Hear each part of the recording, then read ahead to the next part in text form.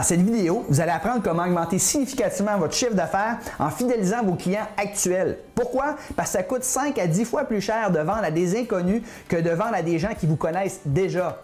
Bonjour, ici Patrick Leroux, entrepreneur, conférencier, auteur, coach et expert en motivation et performance. Il s'agit d'un gros problème que les entreprises ont. Ils dépensent beaucoup d'argent en publicité pour attirer des nouveaux clients, puis une fois qu'ils les ont, ils les prennent pour acquis. Ce qui fait en sorte que les clients s'en vont ailleurs, ce qui fait en sorte que l'entreprise doit continuer à dépenser beaucoup d'argent en publicité pour aller chercher des nouveaux clients.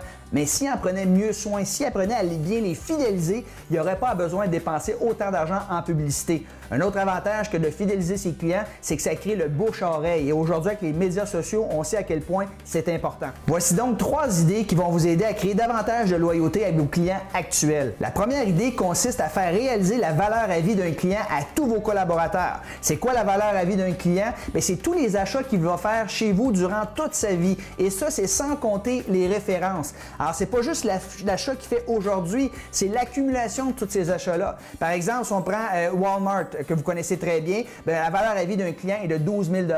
Si la compagnie de location Hertz, par exemple, pour eux, c'est 15 000 $ la valeur à vie d'un client. Si on prend Taco Bell, la chaîne de restauration, c'est 20 000 $ par année. Et si on prend la compagnie Lexus, par exemple, les automobiles, la valeur à vie d'un client est de 1 170 000 $.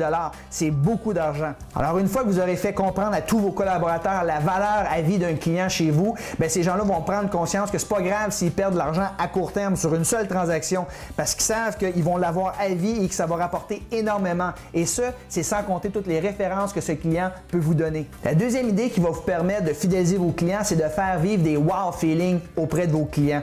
Vous savez, de nos jours, d'une organisation à l'autre, les produits sont très similaires, les prix sont très similaires. La plus grosse différence qui va faire une grosse différence, c'est l'expérience que vous allez leur faire vivre. Vous devez faire vivre des wow. Juste opérer selon un mode transactionnel, c'est le minimum aujourd'hui. Vos compétiteurs sont capables de le faire. Donc, qu'est-ce que vous allez faire? De quelle façon vous allez être unique, distinctif et différent? Et si vous faites vivre des wow auprès de vos clients, c'est comme ça que vous allez vous différencier, c'est comme ça que vous allez fidéliser vos clients.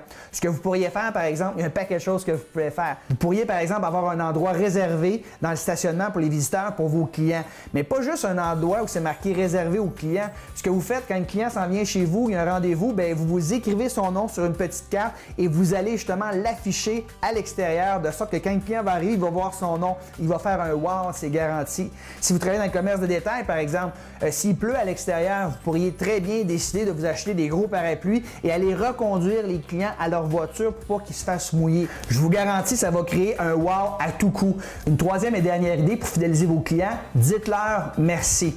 Vous pourriez tout simplement leur dire merci à chaque fois qu'ils font un achat important chez vous. Pensez surtout aux 20 % de vos clients qui vous rapportent 80 % de votre business.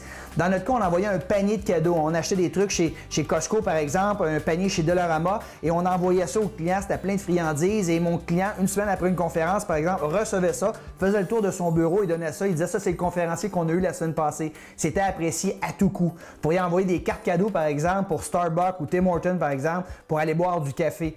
Vous pourriez également faire comme Joe Girard, qui était le meilleur vendeur d'automobiles au monde. Lui, ce qu'il faisait, c'est qu'il envoyait des cartes écrites à la main à chacun de ses clients 12 fois par année.